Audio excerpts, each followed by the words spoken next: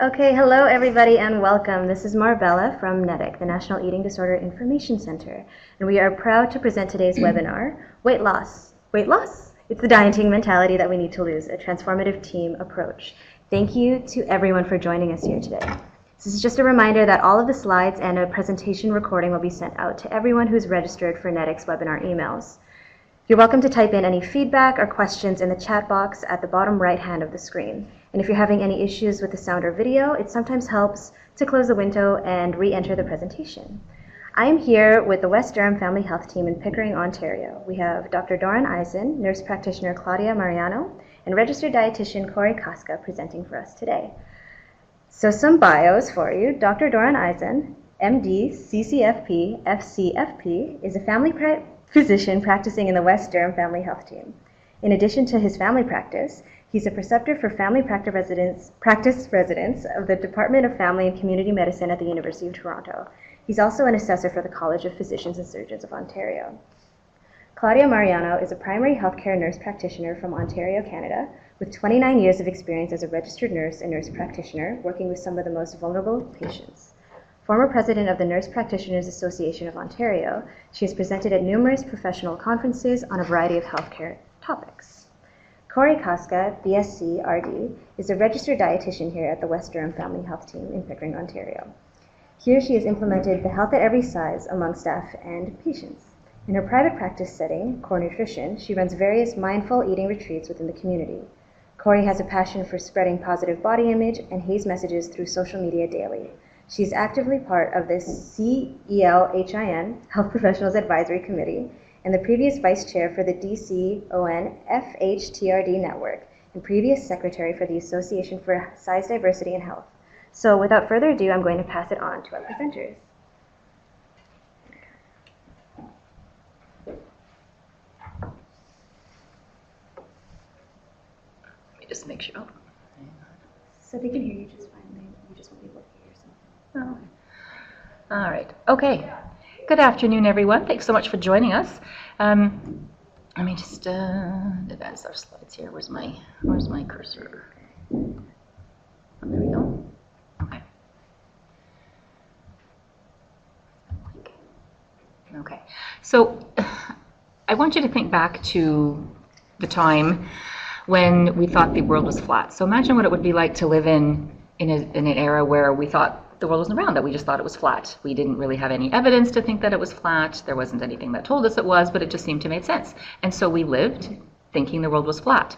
And how would that impact the questions we asked about our world and the kind of research that we did, just thinking the world was flat? Well, we all know that's exactly what happened several hundred years ago until Galileo came around and found some evidence through his studies and his observations of the stars that the world in fact wasn't flat, it was round. And we all know how that this didn't end well for him. Actually, this so enraged the Pope and the Catholic Church that they sentenced poor Galileo to a house arrest for the rest of his life. And it wasn't until a few hundred years later that it was generally considered and publicly accepted, and the Catholic Church actually agreed that, in fact, yes, the world was round. And those of you who are fans of the Big Bang Theory, as I am, might remember the episode where Sheldon talked about this and said Galileo and the Pope had a little misunderstanding. So I use that to start our conversation because I want you to, I don't want you to underestimate how difficult this is, that we're asking people to think about a whole different way to think about weight and to how to approach that with patients in our clinical practices. This is not an easy thing. We're actually asking people to change really everything we believed and everything we've been taught in our educations up until this time. We really are looking to stimulate a paradigm shift, and that's never easy. And some of the questions that we had ahead of time, Corey had shared with us a list of questions that some people had that we were hoping to address today. And one of them was, how do you get people in your teams to move to this different paradigm or this different way of thinking about weight? And so I'm just going to give you this as a caution that we are asking people to change their fundamental beliefs, not about the world being flat around, but about what they feel the issues around weight are and how that impacts patients in practice. And that is not something that's easy. It is something that will take time. So just as the church took them a few hundred years to admit that the world was round. This is the same thing. It's hopefully not going to take us a few hundred years here, but again, I don't want you to underestimate that it may take people some time, because we are asking them to change everything they think about. So you will need to be patient. There are people who will come aboard quite quickly and embrace this, as Dr. Eisen and I have, because we find it makes a lot of sense for our patients. We have early adopters anytime you're looking to change something dramatic in how the world is perceived. And there are some people who will come along a little more slowly, and they're sort of going to step back and see what happens with those people who are early adopters. So I just want to make that caution. Don't feel that you have to push people who may feel a little bit resistant or hesitant. Okay, people will come along in their own time. So what we're going to be doing this afternoon is providing some evidence of the current approach to weight loss and some of the harms that it does. And then we're going to talk about the changes that have occurred in our family health team and how we have adapted our practice to be less weight biased. So I want you to think back to your own practices or some of the practices of your team. For, in the last week or so, what are some of the strategies that you would have employed when you've been assessing a patient's weight and the risk for disease and illness? So you may have done things like check their height and weight to calculate their BMI. You may have done a blood pressure check. You may have done a Framingham assessment. You may have done waist and hip circumference. So you would have done a number of things that involve assessing a patient's weight. And I want to ask yourself why we do these things. Because the underlying assumption is that somehow measuring weight gives us an indication of how healthy a patient is. And that by looking at their weight, looking at their BMI, perhaps even looking at waist circumference, so on, we have an indicator that someone is healthy or unhealthy and what their risk is for disease. And again, what we know is that we actually have a fair bit of evidence now that challenges that belief, that weight, in fact, is a very poor indicator of someone's health and the risk of death. So there are a number of studies now, some major reviews that have shown us and demonstrated that, in fact, body mass index is a very poor indicator of how healthy someone is and how long they will live. Most studies actually find that people who are in the overweight or even moderately obese category, according to BMI, actually live longer, which is completely contrary to what we were taught in school, what we were led to believe when we thought the world was flat. And in fact, for our seniors, it seems the older you get, a little meat on your bones is actually a bit protective. So as you get older, it's actually better for you to be a little heavier. Again, which is sort of counterintuitive. And many people complain that as they get older, they gain weight and it's harder to lose. And that may, in fact, have an evolutionary protective effect. And even for conditions like diabetes, I'm also a certified diabetes educator. So for some of our chronic diseases, such as diabetes, we find that people who are a little higher on the BMI scale also tend to live longer than people who are at the lower end of the BMI scale. So BMI itself, as a measure of weight, is not actually a very good indicator of health, and doesn't really tell us what someone's risk is for death. So where has this information come from? The studies that we think have shown us that obesity was related to poor health outcomes.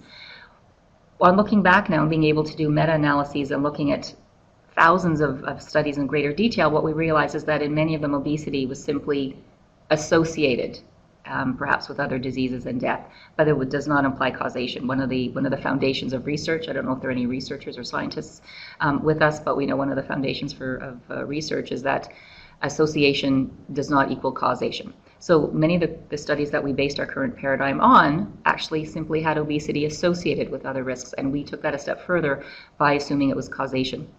And really, for many of the studies, they did not control for other things that we know impact weight, like fitness level, like nutrient intake, like socioeconomic status.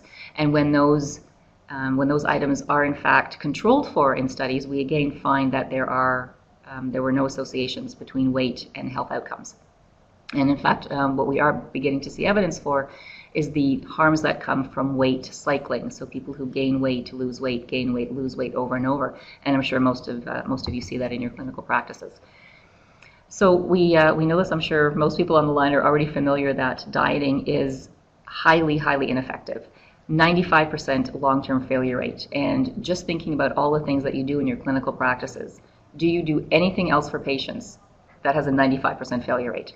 I'm willing to bet no. but yet we seem very comfortable telling people that they should be losing weight and encouraging them to diet and restrict and do all sorts of things. Generally, we know that people who diet end up weighing more than they did before within about a year. And in fact, that people who diet are 3 times more likely to gain weight at all. And one of the things that has had the biggest, one of the things that we have noticed more so as we've changed our approach here at our family health team is not just the physical harms that can result from dieting, but the psychological harms. And we'll talk a little bit more about that in detail. So in fact, we are not only not helping patients by telling them to lose weight and encouraging them to diet, we are actually doing harm. And Dr. Eisen is going to present a more specific case showing that. So what we need to help people with is getting over some of this black and white thinking about weight loss, that they simply have to do a certain thing and that it has to be either one extreme or another, and there can't be a happy medium. I'm sure you've all heard people who have said many things to you, like some of the statements on this slide. I feel like eating chips, but I should probably eat carrots. Or, if I eat this, I'm going to have to, work harder tomorrow at my workout. So I lost a pound this week. I was really good, so now I can have this piece of cake. So those thoughts are all indications of disordered thinking around dieting and weight loss. And I'm sure many of these you've heard in your daily practices, and Corey's going to go over this in more detail as well. So we actually do not need any more, we actually don't need any more diets. Because if they worked, we would only need one, right? I always think that anytime you have hundreds of options to do any one thing, it means that none of them actually work. Otherwise, you wouldn't need all those options. You'd only need one. So of all the different diets that are out there, none of them are working. And what we actually need, I love this quote from the editor of the New England Journal in 2009, that we do not need another diet trial. What we need is a change of paradigm. And that's exactly what the Health at Every Size approach is. And so without further ado, now I'm going to turn it over to Dr. Eisen, who's going to talk more specifically about how this approach has impacted his patients. This has been sort of a slow evolution for us here. When Corey first joined us at our family health team 5 years ago now, we were absolutely thrilled because now we had somebody to send all our patients to who had to lose weight and needed to lose weight and wanted to lose weight, and we were very happy with this. And what Corey found in fairly short order was that it actually wasn't helping, that most people certainly in fact knew what they needed to eat, but weren't eating simply because they wanted to lose weight. There were lots of other issues that came up, and emotional health and mental health became very much integrated and tied into our whole weight loss approach. And so she actually started, along with our social worker, developed curricula and programs here that dealt with emotional eating and mental health to address some of the issues we found with self-esteem and disordered eating that resulted from our attempts to help patients lose weight. So Dr. Eisen is going to talk about that in a little more detail now, so I will pass it over to him.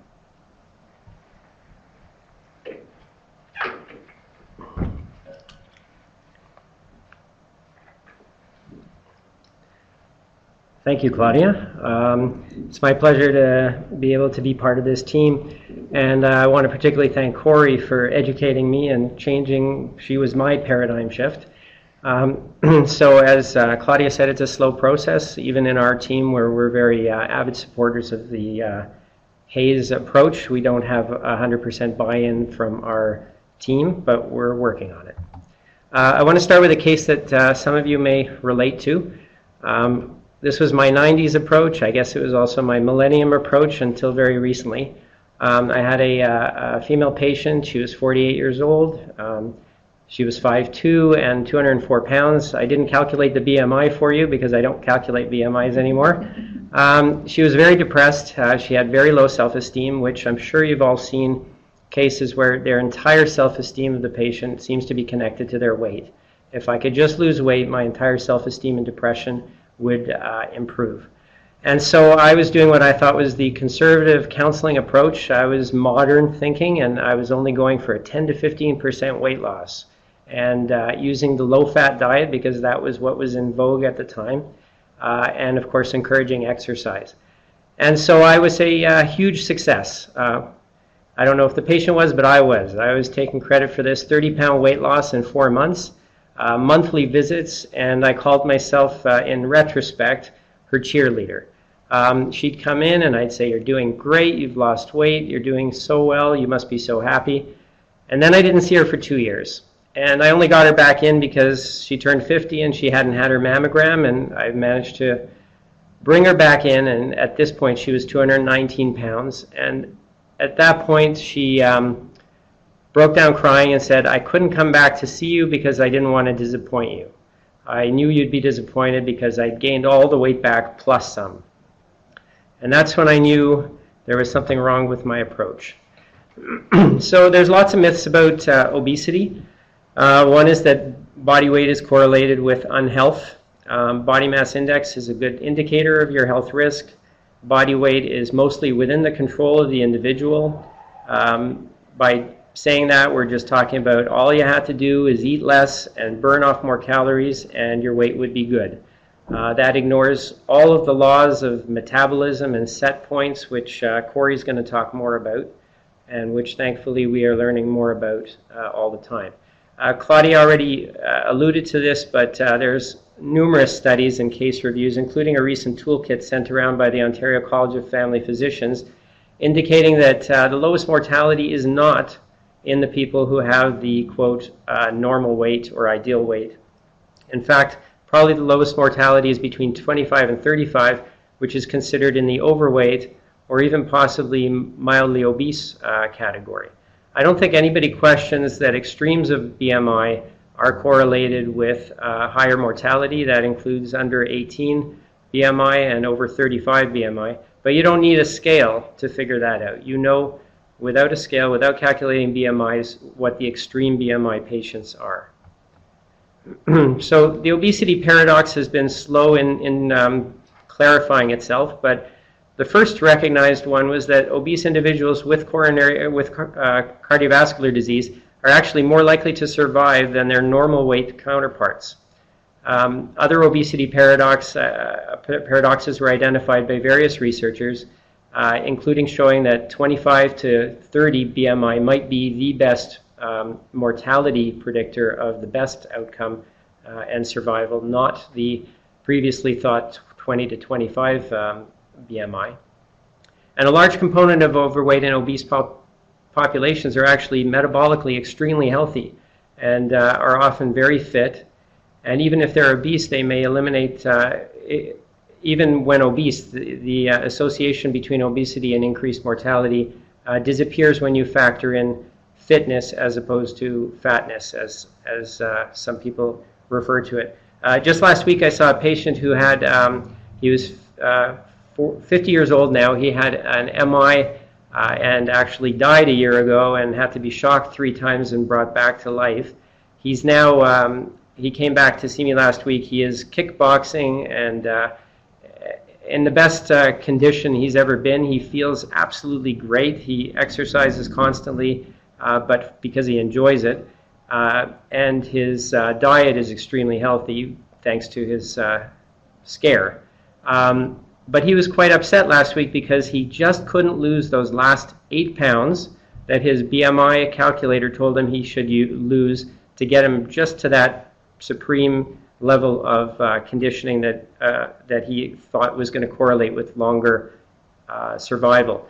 And after a conversation with him about HAES and about the mistakes of BMI, I managed to explain to him that his condition was the best it ever needs to be, and that his body was protecting those last 8 pounds and didn't want to lose those last 8 pounds because that's where his healthy weight is, not according to the scale, not according to the BMI. And as soon as he heard that he didn't have to lose those last 8 pounds that just wouldn't come off, he was absolutely thrilled. Would you prescribe, as a health practitioner, any treatment with a 95% failure rate? I don't think that there is any other intervention that is so regularly provided by health care practitioners that has a higher failure rate than recommending a diet or weight loss. I like to use this example of climbing Everest because that's what losing weight is for a lot of people, the thought of losing weight and keeping it off. Well, actually, you have a much better chance of getting to the top of Everest than keeping weight loss off, even 15%, 20% weight loss for more than 2 or 3 years. The success rate is 5%, or in some studies actually 0.5%. So what if that treatment made your patients even worse? And the first slide I ever saw in my medical school class, first day of first year medical school, was above all, do no harm. Recommending weight loss is not a risk-free intervention. And we're going to talk more about that. I mean, the obvious example comes to mind of how one side comment to a young teenager, used to be, we only thought about female teenagers, but male as well, about somebody making a side comment about being overweight, or should you really be eating that, you're putting on weight, and that can spawn a lifelong eating disorder. But as health practitioners, I think it's well understood and well accepted that we have a huge impact on our patients. And for most of what we say and do for our patients, it's for the good. Sometimes it's for the bad. It's always with good intentions. But we have to be very careful about what even a single comment can make in terms of an impression on our patients. Patients, unfortunately, are more interested in their cosmetics when it comes to weight loss than their health. And what we as family doctors or primary care practitioners have to realize, or endocrinologists for diabetics even, is that we must not feed into the billion-dollar diet industry, and we must not feed into those cosmetic, cosmopolitan covers by making patients think that they're not doing this for their cosmetics, they're doing it for their health, and their doctor told them to lose weight, so they should go on the next fad diet. The potential harm of weight-focused approach, there are many. One is weight cycling. I'm sure we've all seen many, many cases of this. Weight goes up and down like the yo-yo. I call it the Oprah effect. There's an increased risk for osteoporosis with dieting, increased chronic psychological stress and cortisol production, depression and anxiety, which come not from the weight as patients often think it is, but from the frustration and learned helplessness of failing to lose the weight. And we have to remind patients that people do not fail diets, diets fail patients. And that's because diets simply don't work, and that spans every kind of diet that's ever been proposed over the years. Eating disorder behaviors, of course, a major risk of encouraging people to lose weight. Weight gain is the norm, it's not the exception after diets. And the stigmatization and discrimination against fat individuals, the more we provide them with a diet, the more we can blame them if they have failed to lose the weight. So the importance of priming the patient, I think that I adopted this, what Claudia called an early adopter, because I saw that what I was doing wasn't working, and I saw that in some cases it was clearly doing harm by trying to encourage people to lose weight. And so Corey educated me and some of the others here about HAES and the research, which gives us the backing to say that that is not the approach we should be taking, that weight shouldn't be the focus. I can't say anything very much about how to change people's attitudes about what they think looks good. And I think that's our biggest battle, because when a patient comes in and asks for a diet, they think that we're their ally because they think that it's about health in our minds. And if we're thinking health and they're thinking cosmetics, maybe we're a team. If we feed into that, we are going to frustrate them. We're probably going to cause them to gain more weight. And we're not going to address the real issue, which is related to self-esteem and the society's pressures to be skinny. And that is a big topic, obviously a huge topic in itself in the fashion industry, etc. But the HAES offers the family practitioner, the medical practitioner, an evidence-based support, better than any diet has ever done, to my knowledge. Patients value the opinion of their primary care practitioner. If I send a patient to see Corey, and I've already primed them that they are not going there for another diet. They're not going there to get the miracle weight loss cure. They're going there for health reasons and to learn to work with their appetites, work with their diets, work with their lifestyle.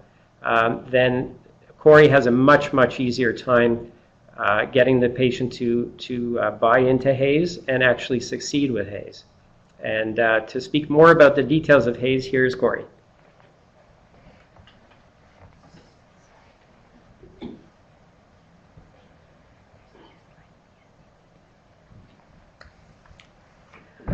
Good afternoon, everybody. Thank you again to NEDIC for having us present to you all, and thank you for everyone for being here on your lunch.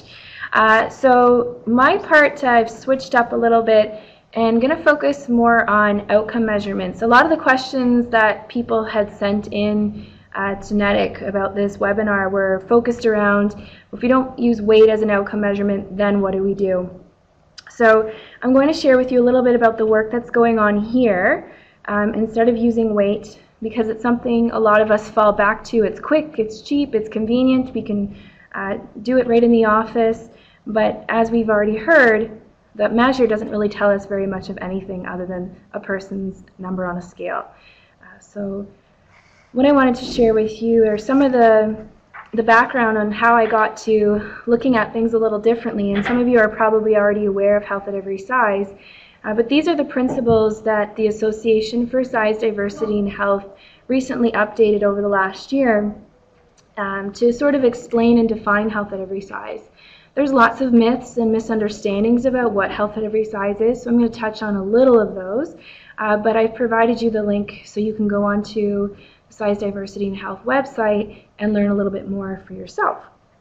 So the first one on there is weight inclusivity, and this is to accept and respect our inherent diversity of body shapes and sizes and reject idealizing or pathologizing specific weights, which Dr. Eisen talked about with the BMI.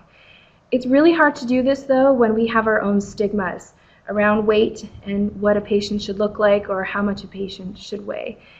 So I know there's lots of training going on around this, and if you look at BC and their public health, they have a whole new weight stigma training program for staff who work for BC Public Health. And so I think you're going to start seeing some of these resources become more and more available so you can help your own sites to learn a little bit more about how we sort of take a step back away from stigma. I was at a conference a few years ago, and there was an assessment to see how much stigma we had as healthcare professionals, and I thought, I didn't judge or assume anybody's weight and size, but it goes past that. There's a lot of comments that we make or assumptions that we might make. And like Claudia said, if it's been ingrained in all of us, it's hard to be aware of it until we actually take a step back and look at what's going on. So that can be something you can do internally is do some coaching around weight stigma and awareness on sort of things we can say they're more supportive rather than labeling and judging. Health enhancement is to support health policies that improve and equalize access to information and services and personal practices that improve human well-being, including attention to individual physical, economic, social, spiritual, emotional, and other needs. So Dr. Eisen mentioned that his patient delayed coming and getting medical help because of being afraid of being judged or failing a practitioner. And how often do I hear people say to me, I almost didn't come in today because I was afraid of failing or upsetting or letting you down. I think more and more that I've introduced health at every size in my practice, I don't hear these messages as much anymore unless they aren't aware of health at every size. So do we ever ask patients about these things? Do we ask them about their sleeping patterns and how well they're sleeping or what they think might be interfering with their sleep? I had a patient tell me the other day that she was told by her sleep doctor that until her sleep patterns improve, it's probably going to be next to near impossible for her weight to normalize because of how it was affecting all of her hormone levels. So again, if we're not aware of those things or not asking about those things, a patient may not necessarily be at the weight that they're meant to be at. I would never disagree with that, kind of like what Dr. Eisen said about extremes of BMI. But even people within those extremes or outside those extremes, we can't assume just based on those numbers what's healthy for a person. So I'm going to talk a little bit more about how we can do that differently. The next one is respectful care. So sometimes we have to acknowledge our biases, which again, as Claudia mentioned, it can be really hard to do this and it might take some time. And telling someone that they're biased probably isn't as helpful as helping them to see where those biases are and how they influence. So I've used a lot of personal stories with our team to sort of give some examples that come from their patient, because I find once you put that emotional, personal experience to it, we really see how this actually influences our patients. So do we even understand the intersectionality of socioeconomic status and weight, for example? I have a patient who, if they're living out of their car, they don't have a house, they don't have a kitchen, they're relying on dollar store food items, and the referral sent to me is to manage their blood sugar levels. Well, I think that's a bit of a mislead to the patient, who then went on to say they wanted to actually lose weight. So obviously there's a lot of other emotional, socioeconomic status issues there that need to be dealt with first before we could even help him to manage those blood sugar levels. And so helping to be even gender neutral, there's things that I've just learned about going to the NEDIC conference, and how that actually has a play on people's weight or perceived weight in terms of being healthy.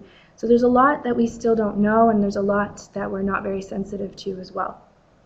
Of course, eating for well-being is probably my favorite part, because this is where we promote flexible, individualized eating based on hunger and satiety.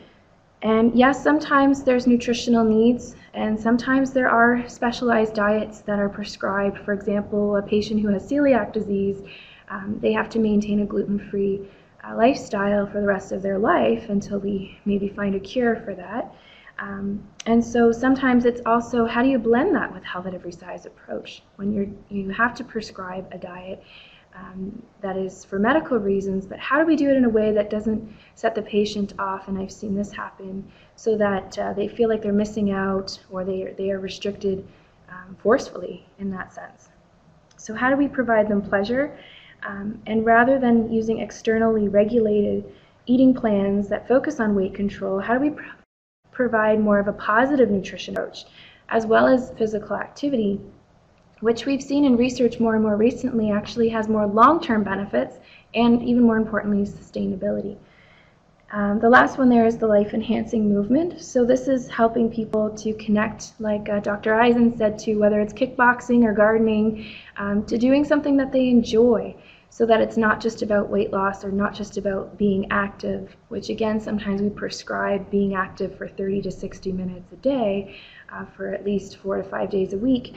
Again, people can get hung up on those numbers in that prescription, and they're not focused on what they're interested in. They're going and doing things that they think are going to cause them to sweat more, get their heart rates up, lose more weight, and again, the sustainability of those things is very limited. So I'm not disagreeing with you that not everyone is at a healthy weight, but is what we're doing right now working?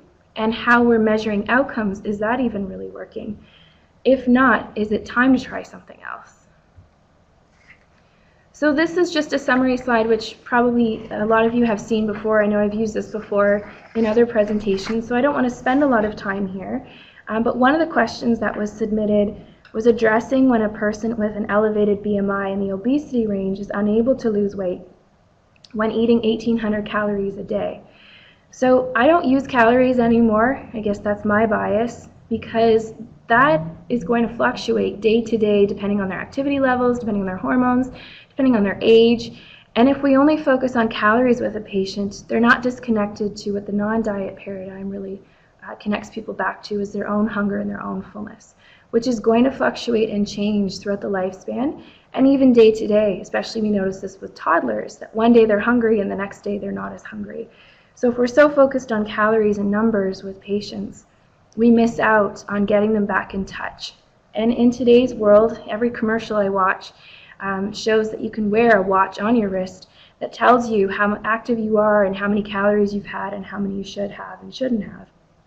But again, this focuses on the what to eat. And Ellen Satter's work, if anyone's familiar with that, really focuses us back to the how we eat. So sitting down, being connected with our food, and overcoming the challenges we experience on a day-to-day basis. And really focus back on, are we eating foods that we like? Are they pleasurable? And if we're connected to them, can we eat until we're comfortably satisfied? So it's a very simplistic way of looking at it. This is obviously an expanded and individualized depending on the person sitting in front of me. One of the most common myths I hear when we see the point there that says about food, all food is acceptable in a non-diet paradigm, is that I can go and eat whatever the heck I want. which, true, you could. However, are you doing that in a way that respects your own hunger, your own fullness, your own body's needs? So if eating whatever you want is influencing your blood sugar levels, then it's getting back in touch with that to see, do I really feel satisfied? Am I eating when I'm hungry? Am I eating when I'm satisfied?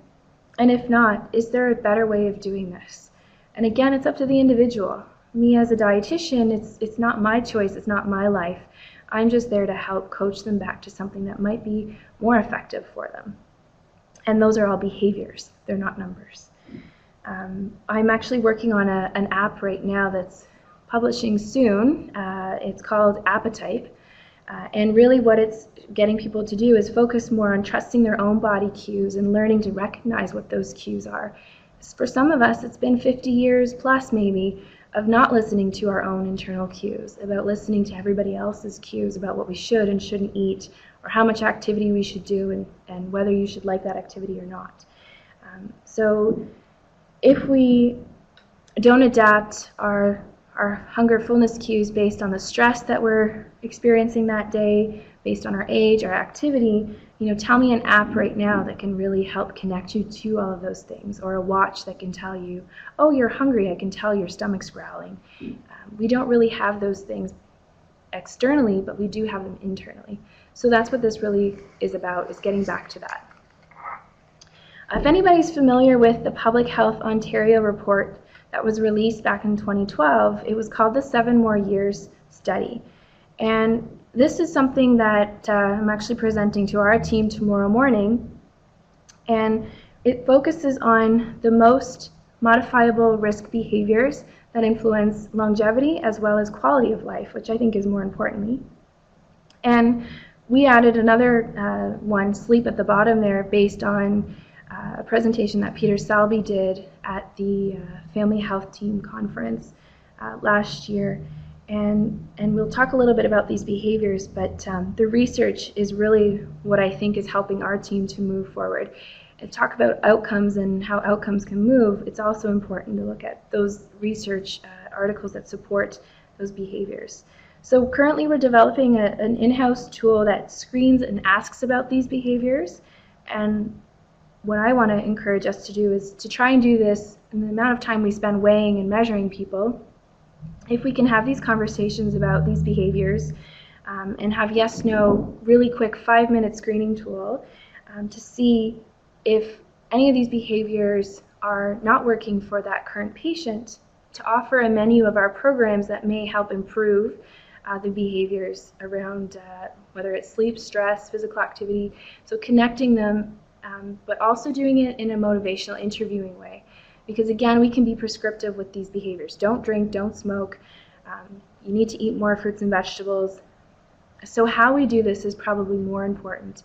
And that's exactly what I'm sharing with our group tomorrow, is building on the stems and conversations we can have around these behaviors. So yes, we can do our assessment and screen for these, but I use a lot of the resources from Choices and Changes, which those of you who know me know that I do some facilitating for the Institute for Healthcare Communication with the Central East Lynn. And this is sort of what I walk through with a patient who's coming in saying, okay, I want to lose weight, is one, to do my assessment. My assessment really focuses around those behaviors to see what behaviors might be influencing if they're not at what we call their natural set point. And that's a weight range that the body wants to be at, not necessarily the brain. Then it's kind of looking at, well, how come? Why does this patient think that they're not necessarily at the weight that they should be at? And finding a little bit about those misconceptions as well. Try not to force health at every size, even on patients, because they don't come back, first of all. And it's, again, doing it gently so that you don't pull their dreams out from under their feet.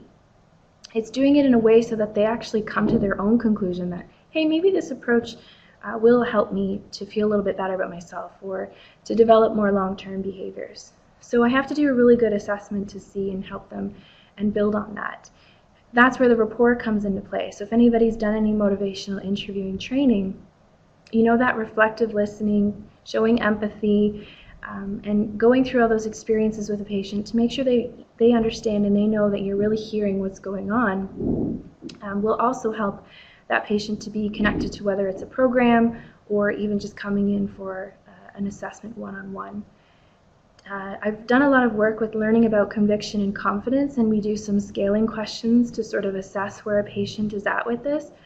And then from there, once we know if his conviction is low, meaning that behavior is not really important to them, can we tailor the session so that we can help either give them some more education if needed and asking permission to do so, to sort of talk to them about what smoking cessation might do for that patient. If they're coming in also talking about they're not sleeping well, they're not feeling great, they have low energy, they're not breathing well, that might be a way to sort of start talking about that behavior. Or if it's their confidence is low, then I can tailor my session around, well, maybe they're missing some resources, maybe they don't have any support at home, or maybe it's their finances, they can't eat healthier, or they feel they need to buy a gym membership and spend X amount of money on top of the finances that they're already struggling with. So how can we help to move their confidence a little bit higher? And we're not doing it for them, we're doing it with them. So it's kind of building that team approach even with our patients. Number 4 is agreeing on goals and assisting. So in a self-management perspective, I'm not setting the goal, okay, by the time you come back, I want to see your blood sugar levels lowered. It's asking the patient, what is it that's most important to you? And if they say weight loss, then I try to break it down for them. Most patients don't come in and say, I want to lower my cardiovascular disease risk score. They come in saying, I want to sleep better, I want to feel better, I want to be able to play with my grandkids, I want to be able to walk up the stairs or walk down the aisle with my daughter at her wedding. So then it's what behaviors, what actions would be helpful for that. So you can break down that weight loss goal to really find out what is it that this patient really, really wants out of their life, and what goals, what actions do they know would be helpful for that. If they don't know, there again I can ask permission to give them some education that might help them. Okay, well, can I give you some ideas on what might help you to breathe better, or what might help your bowels function better? And that's where I can really assist and help them to break down those goals. And of course, we know that follow-up, depending on our scenarios, I mean, I'm in a community setting where we can follow up with patients, is really important. And if it's not with me, then it's following up in the community. Where can this patient go for extra support? So this is perfect timing for us because we actually have motivational interviewing training in the summer. Excuse me. So, thank you. So why this is so important is if we focus more on those behaviors rather than the numbers, you kind of get towards more of an intuitive eating approach. And I think this is where a lot of our team members really connected to. The medical outcomes are also important to measure, but that's kind of what we're doing internally. I think a lot of the times we forget to measure what the patient's outcomes are, and those are usually more sleeping better, feeling better, or they want to see that they're working out more, or they're gardening more, able to walk up the stairs a little bit easier. And so you can kind of measure both. You can measure the lifestyle outcomes, but you can also measure how it's impacting their cholesterol, their body mass index. If you look at an intuitive eating approach, actually can stabilize, which I think is more what I'm hearing from various conferences that I've been going to. We know naturally that people who are intuitive eaters do seem to maintain a lower body mass index. But I think if you look at that a little bit further, it's really that it stabilizes. And so we don't get that yo-yo cycling. When I look at a lot of those studies too that talk about body mass index and being correlated with higher disease risk, if you talk to those people, a lot of them have a chronic dieting history. So is it the weight at the extreme BMIs, or is it the chronic yo-yo patterning, whether they're on the low end or the high end of body mass index? You don't really know until you have those conversations with that patient. And again, I think the stress of taking away from dieting and focusing more on the intuitive side of eating, that in itself can help to lower that cardiovascular risk score. And again, it's more focused on because the behaviors are now more sustainable, more enjoyable, and of course, the patient is more connected to them in a way that's going to give them better overall life outcomes. So it looks good for those of us who want to collect more of the medical outcomes. We have to remember too to collect the patient's outcomes. So the common misconceptions I've touched a little bit about. Excuse me, I have a tickle. That weight loss, when we talk about a health at every size approach, that weight loss is bad. It's again not that weight loss is bad, it's when we use it as a focus. It can set up people already to an automatic failure, and again, they sort of get stuck on that number as a motivator, which has a whole host of side effects, and Dr. Eisen mentioned a few of them, but that psychological part can be very damaging for the long term and very difficult to manage, especially if it's had many years of practice. So maybe not everybody's at a healthy weight for their body, but how we define that is not by a number, it's based on those behaviors. So I would encourage you to look at that report, the Public Health Ontario report, and see if internally you can start coming up with ways to ask those questions in your own settings and having those conversations in a more of a motivational interviewing way rather than a prescriptive way. And then it'll help to sort of get around some of those challenges that we all have submitted in terms of those questions about working with other healthcare professionals and how to get them on board with this kind of approach. You still have measurables, but these measurables are going to give you a little bit more information than just a number on a scale. So I mentioned this too. A lot of people think that if I use a health at every size approach or intuitive eating, that I'm giving up and that I can eat whatever I want, which may be true for some. You might already be eating quite a healthy diet and not even aware of it. But it's not a give-up approach that, okay, well, if weight loss is impossible to do, then I might as well just keep doing what I'm doing. Sure, if that's working for that patient. But again, we don't know that until we have that conversation. What behaviors are helpful? Which ones are harmful? Are they living the life that they truly want to be living? And if not, how best can we support them? Dr. Eisen talked about do no harm. And I think after repeatedly seeing people cry on my scale, that really made me take a step back and go, okay, is this really the best thing that I could be doing for a patient? In terms of dealing with other healthcare professionals that are either challenged by this approach or just beginning to learn about it, I think what I've really tried to do is understand where they're coming from and listen to what they're saying to me, because often there is something there that I can work with. Is it the misconceptions that they have? Is it maybe their personal experience with a patient? What is it that they're really struggling with? Because there's an answer to everything, and it's just trying to get them to see that, is it really working the way you're doing it? And if not, what do you think a better way of dealing with this might be? Sometimes they have the answer for me, and I don't have to do anything but sit there. I've seen it happen here, actually, where it's just kind of looking at, is there a better way of doing something so that we're not doing harm, we're actually helping people to stay motivated or helping people to see the motivation within their own self. And then, of course, improving those outcomes, which I know we're all really trying to do for our patients. So I'm going to pass it back to Dr. Eisen just to wrap up today. So I think if there's been a theme today, it's no one said this was going to be easy. And there's lots of challenges when I begin a discussion of HAES with patients. There's an inevitable initial disappointment of the patient because they've heard for sure on the internet about some newest weight loss herb or something that they're hoping I'm going to prescribe for them and it's going to solve everything.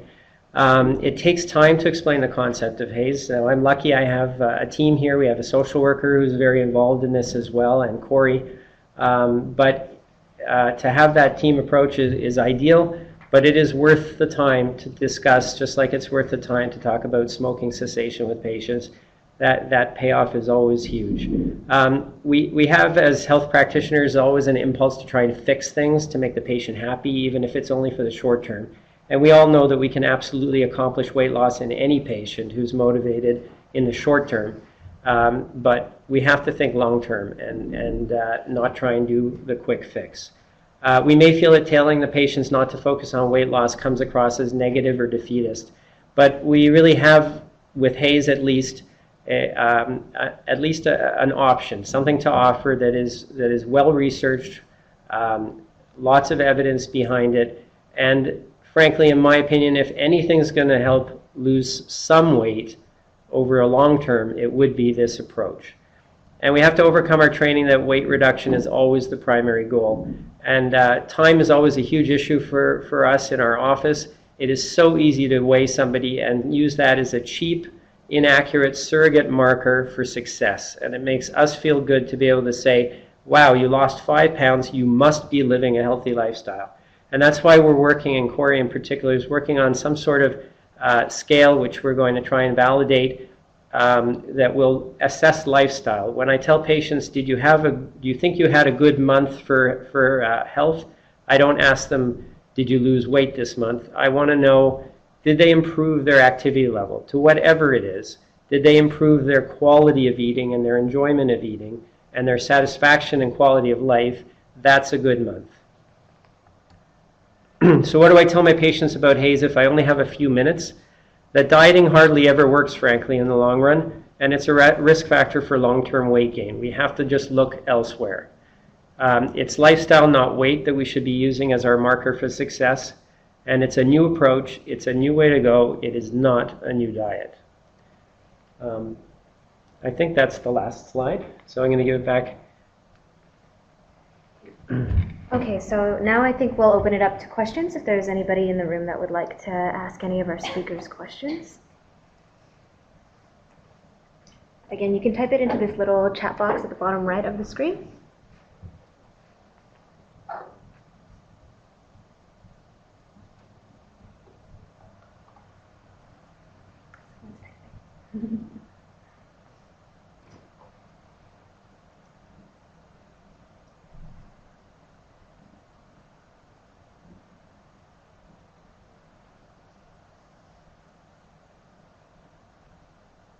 Okay, so the first question is coming from Sue, and it says, have your retention rates improved after implementing HAES?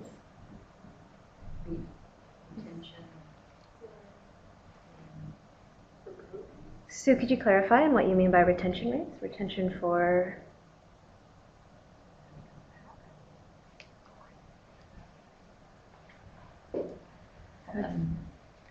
Okay, so I'm not sure what you mean by retention, but I can tell you that when I actually told people that the focus on weight is not helpful, and that has nothing to do with actually how healthy they are, but we want to look at how happy they are and what they're doing in their lives specifically, people are incredibly relieved.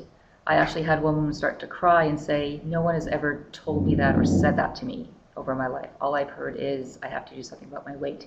And so I think in terms of retention, I think it makes people feel more comfortable and less judged and a little calmer. And then I think that makes it easier to have them come back and continue the conversation with us because they don't feel like a failure and they don't feel like we are going to judge them based on what the number on the scale says.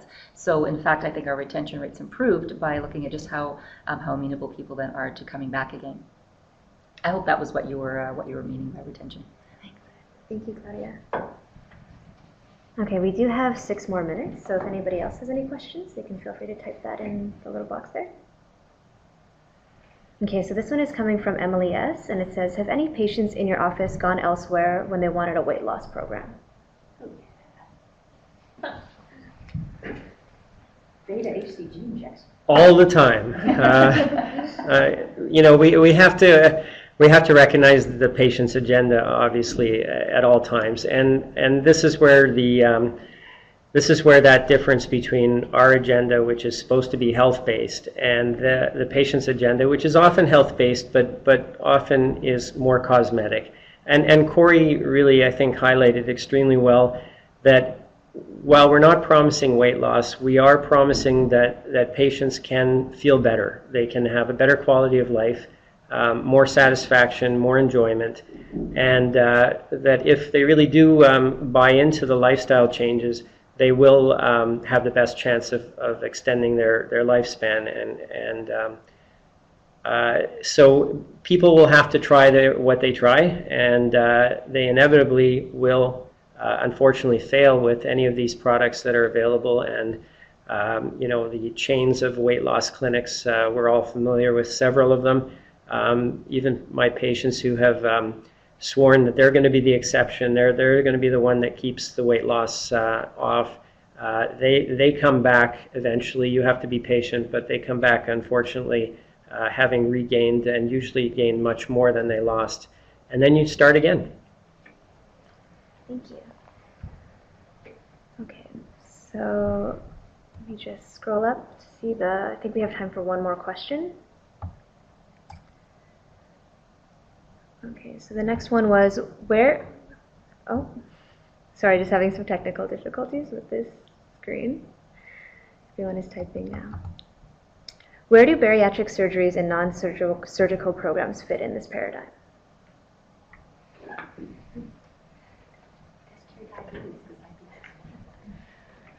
Okay, I know we all have a little bit different input on this one, but I think, again, it's trying to give the patient an informed decision.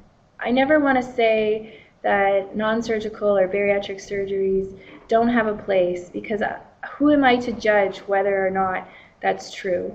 And some people have had really great success with some of those, and some people, I've heard, I think, more side effects from those approaches. So I think that they just really need to be well informed, and I think the frustration that I have is often a lot of those patients that get referred for those programs have not seen me first and have not been well supported by a lifestyle change. So that would be my only real comment is, has a patient really tried this approach and been exposed to it and really well supported in it?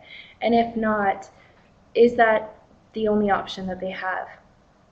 Some of the non-surgical procedures that are done and programs, depending on what they are, I can touch on liposuction. It really removes the subcutaneous fat and not necessarily the visceral fat, which we have seen linked more to the damaging effects and releasing a lot of the inflammatory markers. So the body tries to get that back. So again, if the patient's not really well informed in that type of procedure, then are we doing them the justice of suggesting or recommending or signing off on those types of programs? So I'll pass it over to see if someone else wants to comment.